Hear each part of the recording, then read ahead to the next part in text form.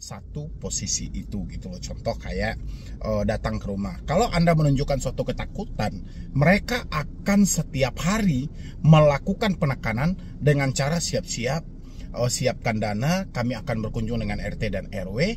Kalau misalnya teman-teman ketakutan dengan penjara atau pidana atau proses ke jalur hukum, setiap hari Anda akan ditakuti. Nanti tim kami juga akan datang ke rumah Anda, visit dengan polisi dan pengacara, penasihat hukum kami dan segala macam.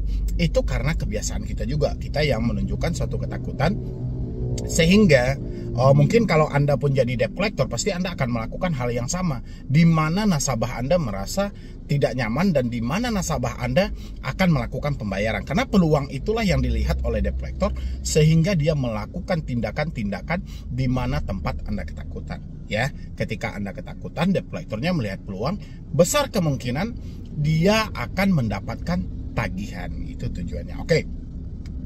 Ini mereka melakukan penyerangan terhadap media-media sosial seperti Facebook, seperti Instagram, seperti TikTok, dan akun media sosial lain dari teman-teman semuanya. Dan di sini kita bacakan dulu, bukan soal di media sosialnya, tapi peringatan-peringatan, pesan-pesan buta itu masih saja hal itu yang mengganggu bagi teman-teman semuanya, terutama yang baru telat bayar atau tidak mampu bayar di pinjol-pinjol legal ya. Biasanya mereka selalu ketakutan walaupun itu adalah pesan buta. Ini, Anda tidak mau selesaikan tagihan, kenapa Anda menyepelekan tagihan ini? Segera konfirmasi paling lambat 30 menit. Sebenarnya teman-teman nggak perlu takut dan nggak perlu khawatir dengan hal-hal seperti ini, karena mereka tidak menyebutkan nama aplikasi. Dan habis itu kenapa diam saja? Tagihan Anda sudah terlambat 6 hari.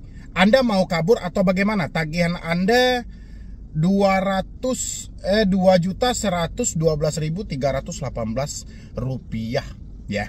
Itu Anda silahkan gandingkan jumlah tagihan yang tertunggak per hari itu dengan nominal yang mereka sampaikan dengan yang ada di aplikasi Anda. Mana yang paling sama? Kalau ada yang sama dan sinkronkan dalam hal itu, dan Anda hentikan pembayarannya ya.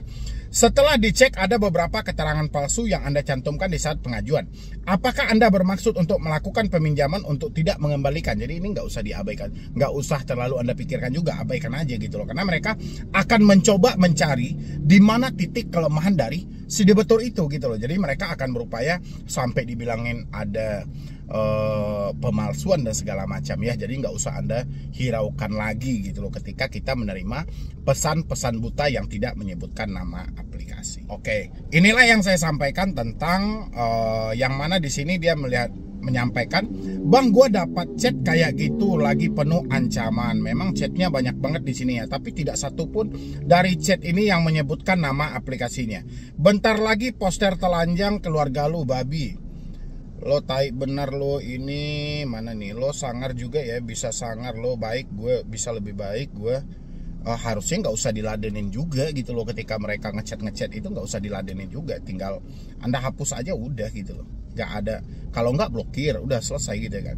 Tidak direspon, saya anggap Anda setuju untuk penyebaran data ke semua kontak Anda tanpa terkecuali, dan sosial media pun saya sebar. Oke, tapi mereka tidak menyebutkan nama aplikasi ya. Ini mana ini? Oke, ini ada namanya kredit dana ya ilegal ya kan. Oke, kita lanjut next. Ini mana lagi? Bang, tadi pagi data saya dibagikan oleh DC kepada bos saya, itu cara ngadapinya gimana ya, mohon solusinya.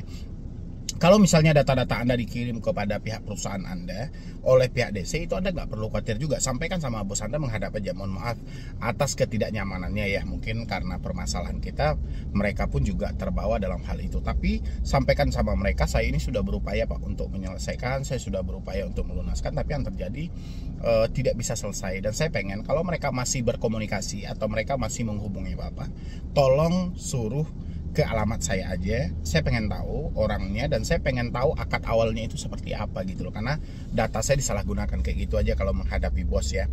Habis itu disampaikan di sini open donasi dibuka open donasi untuk dikarenakan tidak bisa membayar hutangnya, mohon kesediaannya untuk memberikan 100.000 per satu orang supaya ia bisa melunasi hutangnya yang menunggak lama. Oke.